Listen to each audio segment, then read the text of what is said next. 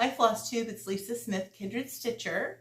Today is January 21st, and this is video 90 something. One of these days I'm going to hit video 100, and I'm going to have to change my approach. Right now I don't know. It is what it is. Welcome to my channel. If you are a new subscriber, I'm glad that you stopped by. If you are returning, some of you have watched since the beginning. I love seeing your comments. I love everybody's comments. And I really appreciate you subscribing to my channel. So since the last video, which was a whip parade, I've really worked on 2 projects. And I do want to show those. I think I'll show those first. I have not been working on anything else because we are working on getting ready to list our house for sale. So I bought some totes, and I bought totes to put my fabric in. So you know I usually film in my craft room with my fabric behind me. Well, that fabric is in totes now. I'll show you what it looks like now.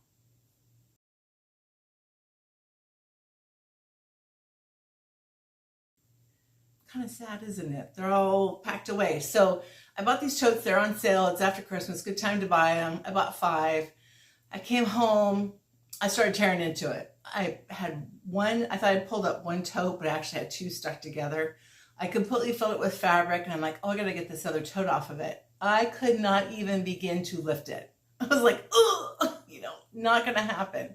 So I unloaded half of it, and I could lift it. So the rest of it I filled up with like large stuff that takes space but isn't that heavy.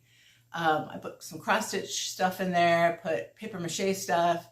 And so my craft room is starting to dwindle with the material that's in it, but I still have a lot of stuff, and I had to go buy more totes. So I think I have 10 totes worth of stuff. And I still have more stuff in drawers but I want my fabric to be in totes, and Lori and I were chatting about that. She's like, you really do want a tote for your fabric, so you put it in a place that's warm and dry, doesn't get mildew, but also totes keep critters out, bugs and critters out better. So it's in the garage right now, and it's damp out, and won't be long before it's warm enough. Today I got up and it was a beautiful morning. There was a gorgeous sunrise, kind of a little bit of clouds, and it was pink. And I sent a picture to my husband because he's working on the shop down in Oregon. He's like, oh, it's gray here, but pink sky in morning, sailors take morning, right? Pink sky at night, sailors delight. So he just wrote pink sky. And sure enough, like 3 hours later, it was snowing outside. And I've wanted to kind of get out in the yard and start working on that to get ready for our move. But it is January, and I could rake leaves, but it could storm and blow them all over the place again. So I just have to be patient, and it's still even a little bit early to prune. I usually prune around Valentine's Day. So I'm just going to have to hold my horses and work on packing and doing inside stuff. So that's what's been going on in our life. And besides work, that's what I've been working on. And at night when I'm done with work, I usually sit down and I stitch for a while. I have been working on Brenda Gervais' Every Opening Flower. This is available through Dying to Stitch. Brenda brought it to her last retreat. It's not a retreat exclusive, but it is exclusive to Dying to Stitch. And when she showed a clip on Instagram of this, I about died. And Lori and I couldn't order it fast enough. So I have been stitching on that. I do stitch on I start in the lower left. Got a cat hair on it. If you hear meowing in the background, one of the cats is inside, and the other one, I left her out because she's kind of a troublemaker. She gets into things and she stirs her sister up. So this is how far I am. I started in the lower left, and so I did the house first. Actually, I did that border, and that border, you got to kind of pay attention to the border. Not that it's a big deal if you mess up on this, because the motifs are far enough apart that you can fudge it. But I haven't had any mistakes that I haven't been able to correct so far. So this is basically one page right here. And it's not a full page. Like there's the top 2 are full pages, and these are maybe 3/4 pages. But most of the stitching is down here. So now I'm working on this top section, and it really goes like a zigzag, another zigzag, and a zigzag up here. So this is about a day's worth of work, this top part here. It really is going quite quickly, and I just love the colors on this. Brenda has such a great way of picking colors, and that house is Gentle Art Mountain Mist. And when I posted this on Instagram, everybody loved the house color. So I've enjoyed both pages. This is on 40 Count Winter's Brew by R&R, and I used the called for threads, which somebody is like, you use the called for threads? And to which I started laughing, because I do. Most of the time I use called for threads. Every once in a while I will substitute, but a lot of times I have the threads that are called for, or I already order them. I don't substitute that much. And then the second one I worked on is, it's a Teresa Kogut Patreon pattern, and it's called Beauty Fades. Teresa said that she is going to release this at Nashville, but I love this sampler. It says, youth is fleeting and beauty fades, but a woman who fears the Lord, she shall be praised. Now, I showed you this in my whip parade, both of these, and I had just barely started them. So I have gone to town on both of them. I'm not stitching this section on the bottom. I'm stitching the girl in the saying, and I took this band and I put it at the bottom, and I'm just dropping this down.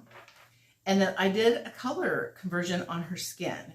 So I did use I did sub a couple of threads, colors here, because I'm using 40 Count Relic by Picture This Plus. And it is sort of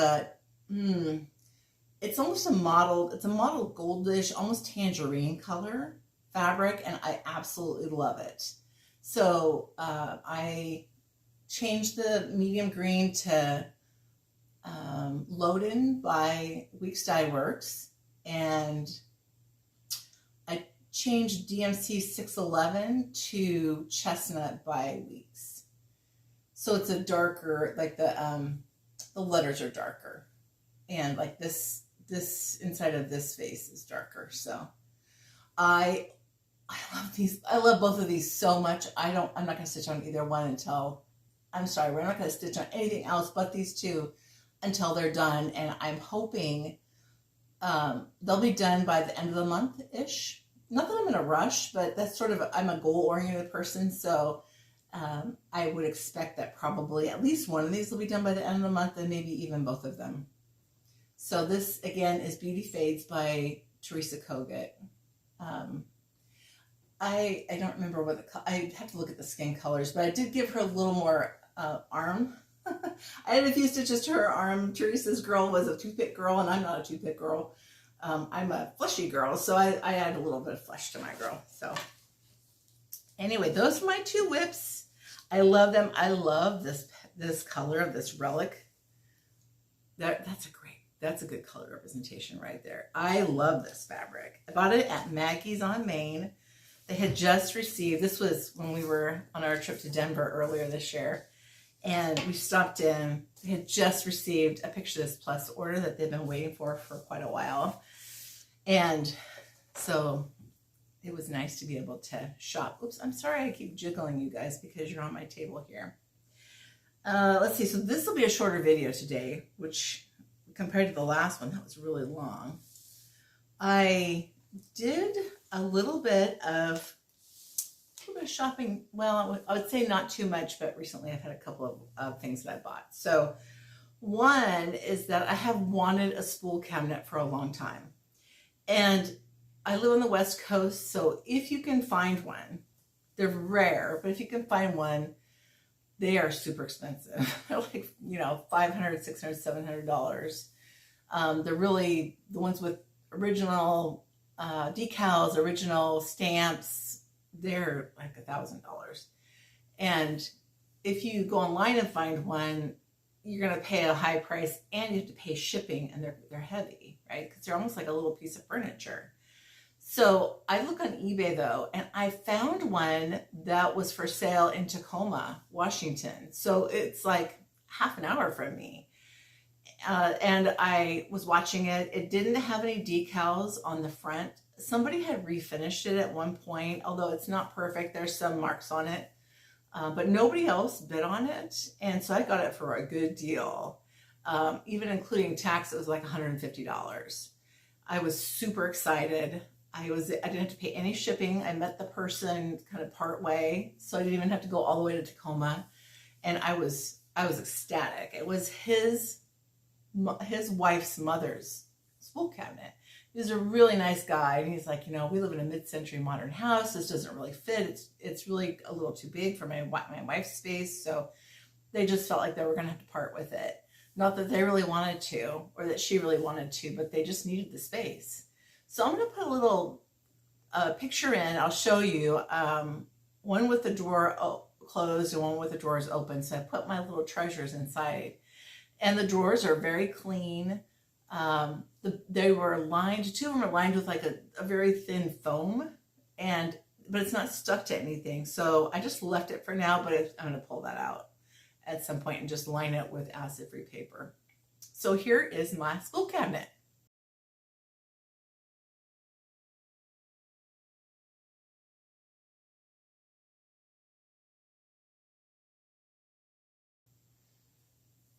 It's gorgeous. The guy thought maybe it was walnut. I don't know. I'm not a woodworking person, but it's really pretty, and I was excited to get that. So got that. I did also buy another antique sampler that is being shipped out. So by my next video, you should see that. I think the guy said it had German letters on it. It looks French to me. Lori looked at it and she goes, that looks French to me too. It's very light muted colors, and it's super pretty. I really like it. So that's coming. And I went to a local, it's like a, I don't think it's consignment, but she does sort of recycled craft stuff. She has bolts of fabric too. So we don't have a fabric store in town here. There's one about 20 minutes south of me, maybe 25. It's a great quilt store. We lost another quilt store during COVID, and she had a small store, but the big store with a lot of bolts is Sisters Quilts in Chehalis, Washington. It's a great store. So I went to this local resale store, and she has, scrapbooking things. People just donate to her. Hold on just a second. Sorry about that. I felt the cough coming on. She has people donate to her. I don't know if they buy, sell. I have a bunch of stuff that I have a pile of fabric, scraps, like scrappy quilters are always looking for scraps, and some of it has some yardage in it that I'm going to take down to her, but she has, she gets some mosaic things. She has patterns. She has quilt books. She has a little bit of stitching stuff. And so I bought a few things from her because I want to support her. And I'm also taking stuff down to her, so I want to support her again. But I got these packets of paper piece EPP, different sizes of this one is diamonds. I didn't even know they did diamonds, but yeah, we've got the hexagons, bought some of those. I got, what else? This Jan Haddock pattern. So, I mean, I like primitive, but I like pretty primitive. And I've said that before. So I would use different fabrics on this, but I love that pattern. I think it's fantastic. 2001. This one's been around a while. You can see it's been well loved. I mean, she was selling these for like nothing. Also, I picked up this Sudbury pattern. I think I had this at one time, and I either destashed it or gave it away. I don't know. But I really think this would be cute. You know the finish that has the stacked hoops? You stain the stacked hoops and then you make a lid with the stitched piece, maybe hinge it. I have one that somebody made. I got at a Mirabilia retreat with a Mirabilia, like the top part of the girl on it. It's gorgeous. So maybe someday I'll sew that. I don't know. Who knows? And then I got a this one, Farmhouse Companions, Quilter's Companion. I like all of these. I would do all of these quilts. I like the applique on them. So that one I picked up. And then I got this little treasure. I have never seen a vintage McCall's pattern like this. And so I showed my mom and my sister, and my mom said she caught that this was printed in 1921, which was, I think, the year her mom was born. So she's like, this is what my grandmother would have been wearing back in that time period, which I think is fantastic. It's looks like a flapper. And so this is just, I mean, it wasn't very expensive, but I thought this could go in a little vignette on my spool cabinet. So anyway, I got that. And then I've been waiting for this one. I couldn't wait to get it. It is my Cedar River fabric from Jody Trixie Tricycle. Isn't this pretty? My understanding is Beth Twist's husband made these, and she included those in her orders. So I love these. These are so pretty. Jody did a fantastic job. So this is Overcast. Did I say Julie or Jody before? Jody, of course it's Jody. And it might be blowing it out a little bit. It's a little bit richer than maybe what's on your screen right now. And you can tell when it's next to the, what's it called? Albarian. So this is a really light one. Both of these are really pretty. You can see these when you put them side by side that they're definitely a lighter and a darker color. So great sampler fabrics. And then this one, I was super excited for this one. This one is red cedar. And so Anna at Woolly Mammoth and I were on Instagram, or Quilt Roadie, Stitch Roadie on YouTube. She was talking about this. She didn't order it because she wasn't sure what the red was going to look like, but it is gorgeous. It is so pretty, and it's sort of a prim red. It's like a cinnamon red, and I think a Stacy Nash will go beautifully on this. So I'm really excited to have gotten that one. If you haven't ordered, go check her website out. She's got great service. She's a fantastic communicator. She keeps you up to date on what's going on with the order. Not like I didn't have other stuff that I couldn't stitch on, but I just really wanted to see her colors, and they do not disappoint. So check out Jody.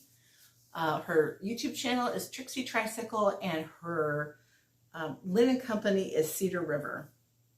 And she has her own website. So one last purchased item I'm going to show you, and then I'm going to talk to you about a walk into the past.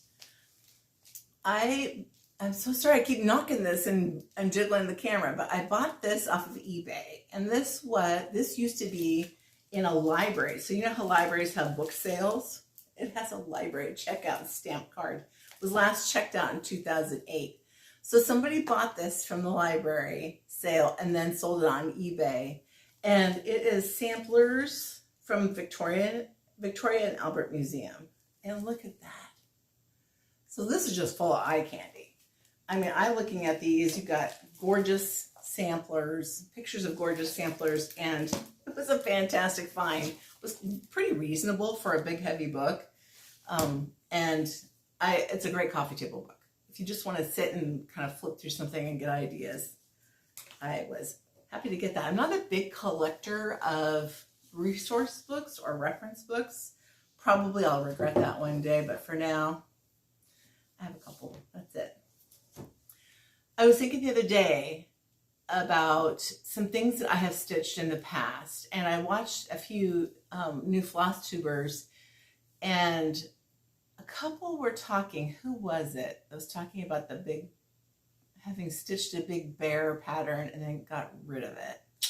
I'll put her name down here. I can't remember. I watched 3 or 4 new people. I can't remember which person it was. I'll put it down here. But it got me thinking about the things that I have stitched in the past. A lot of them I don't have either. I've gotten rid of. Maybe I just wasn't stitching at the time, or that wasn't the direction I was going in my house for decor.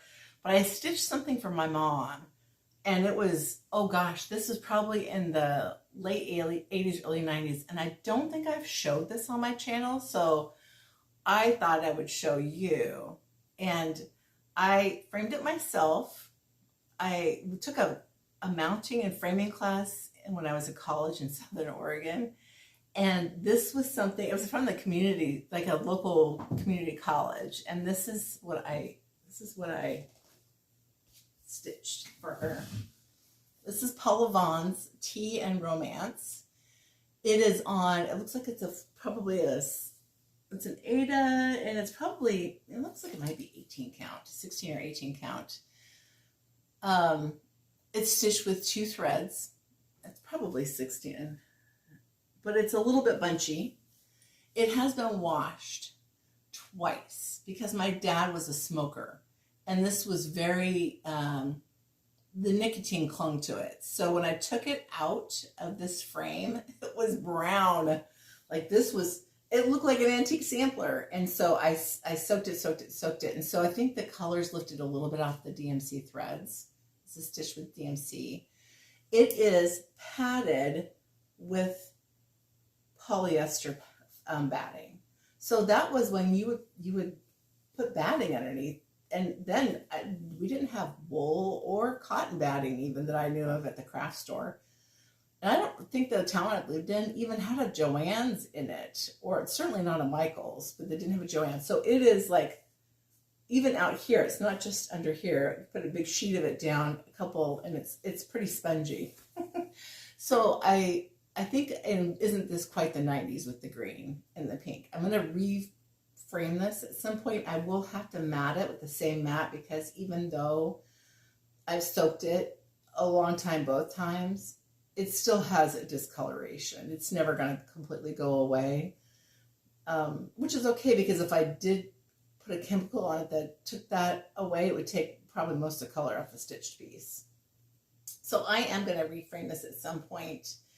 I think I might do like light pink mats, something that's a little less of a contrast, and then maybe like a silver frame. But I can change my mind by then, and I might just stick it on the wall and call it good. But this has lots and lots and lots of backstitch. It has fractional, not as many fractional stitches, not like a Teresa Winsler, but loads of backstitch, which makes it pop because there's lots of detail. This is straight. I mean, this is what you would expect to see in the 90s, but I love it. So I have destashed a lot of my stash from back in the day. I think I talked in one of my last videos that I stitched in college, but I would have to choose between beer money or cross stitch money. I never chose to save it, that's for sure. And so sometimes I would go to the local cross stitch store, and there was one in every town back then. And I grew a collection of Paula Vaughn's. So I'm just going to do a quick look through with these. Probably I won't stitch any more of them, but I think this is the first one I bought, and I stitched it. I don't know where it is. I don't even know if I still have it. I don't remember if I framed it, but that was when we lived in a 4-bedroom Victorian house in college. And I just love these. They have a lot of shelfware because I have flipped through them 5 million times. They're very romantic. And she had some books. So I have, like, this is a Quilts of the Bible. They usually have like 10 to 12 patterns in them. Quilts for All Seasons. I love this book.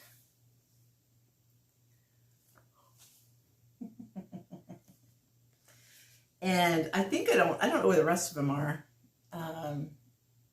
There's at least 2 on most of these. Well, some of the first ones just had one. Like, I love, this is sort of a companion piece to the one I just showed you, the Garden Party and Tea and Romance, I think. Tea, Roses, and Romance.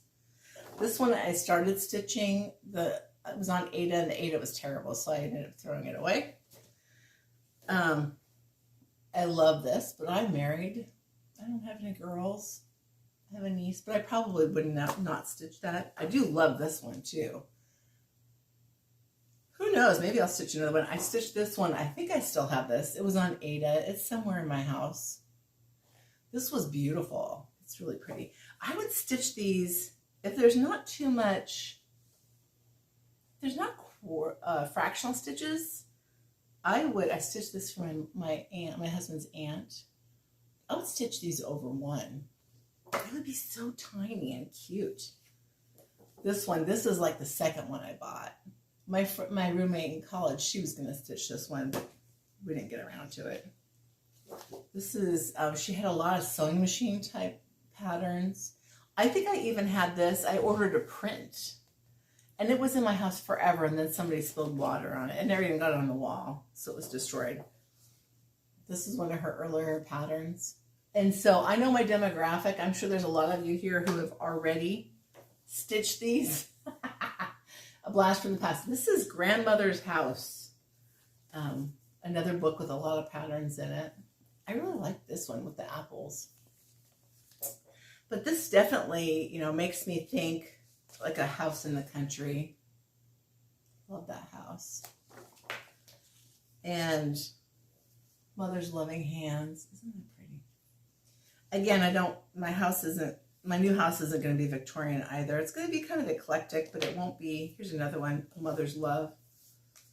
A lot of mothers with their kids. I've forgotten about these. This one I was going to stitch. I have stitched one that was in a hoop. I took that one out. I think I'm going to try and put that one on a project bag. I probably stitched 3 or 4 of them total. And they're a big commitment. These are big projects. I love this one. This is like a Hade. Full coverage. Good neighbors. Beautiful. Vintage, more wedding dress pictures. Girls in the attic. I've always lived on the West Coast, so the houses that we've lived in have been houses that were, you know, built in the second half of the 20th century. So they didn't have attics or basements or old things in them. There were no surprises or anything like that. I really love this one. I could still see myself maybe stitching something from this one. Although I'm not a big purple person, but violets I love. This is one of the earlier ones from her. I think I might have stitched this one. I don't remember. Porch swings. Poems. I know, right? These are like, and I want to say like this is $2.50. This is one that I had on my short list. I think I just had kids. You know, I got married and I had kids. Isn't this one pretty? A little Christmas one. That's still very relevant. This is one of the series of sewing. I think my best friend in high school, her mom started stitching and quilting when we were in college, I think. And so I was at my best friend's wedding. In college, we went different directions. She ended up getting married, but we were still friends. We just weren't as close. And I stitched her my very first sampler, which was Precious Moments Wedding. The people that were in the wedding, there was like it was pretty good size. I think it was more, I don't remember if it was more vertical layout or horizontal, but it was Precious Moments bride and groom, and it was funny. Like this one over one, that would be pretty. In an antique frame, kind of sitting on a desk or on a little shelf. Here's another one that goes with it. Right, I'm sure these are all over eBay. You probably could find this at any secondhand store long ago. Heirlooms. She is full of quilts. Blue Ribbon Winter. Oh, I loved this one too. A Little Girl's Fancy. Another attic picture, or, you know, bedroom in an big old farmhouse. More quilts. Quilts and gardening. I know I'm going fast, but you guys are probably like, yeah, I've seen all these. My cat, she's getting mad. Oh, Tea, Roses, and Romance. This is the one that I stitched for my mom. Maybe I'll do something that has a lighter mat like that. Okay, so I just can't bear to get rid of these.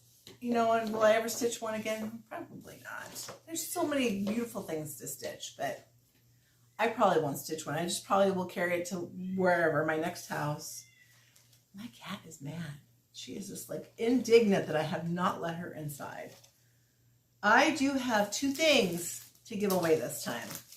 The first one is Floral Heart. This was a kit by Samplers Not Forgotten. I really love her stuff. I I stitched it. It's behind me. It is this one right here. Isn't that pretty? So the materials are no longer in here. There's no materials left, but you can have the pattern if you want it. So if you'd like this one, please say heart in your comments. And then the next one is a shepherd's bush kit. Same thing. It is a, it's this one, and it's Every Heart Beats True. I stitched this one. I think this is also, yep, in my little bowl here. It's so cute. Before you know it, it'll be patriotic stitching season. It's got a little velveteen on the back. This is adorable. You'd have to buy the little buttons from Shepherd's Bush. But this one, if you would like this pattern, and it's the pattern, again, there's no buttons or threads, put True, True. And what I would like to know is, what is your favorite thing to do in winter? And I was, because we have temperate climate, so it's still winter here, but we get like a fall spring every year where it feels like, we should have flowers already. But so I know some of you have like a foot of snow. And so what do you do to pass the time in winter? What is your favorite thing, either inside or outside? And maybe it's stitching, maybe it's quilting, maybe it's puzzles, maybe it's reading, I don't know. Maybe you like to go outside and snowshoe. Or maybe you live in Hawaii and you'd like to sit on the beach. I don't know. So let me know what your favorite thing to do is in winter. And then please use the word heart if you like the heart pattern, and true if you'd like the patriotic pattern. So hopefully I will see you. It might be a few weeks this next time. I didn't have as much to show you, so it's a faster video, but that's okay because I got to show you some Polyvon stuff. I will see you, I would guess it's probably going to be the first part of February before I see you again. But thanks for stopping by and watching. I will see you next time. Take care.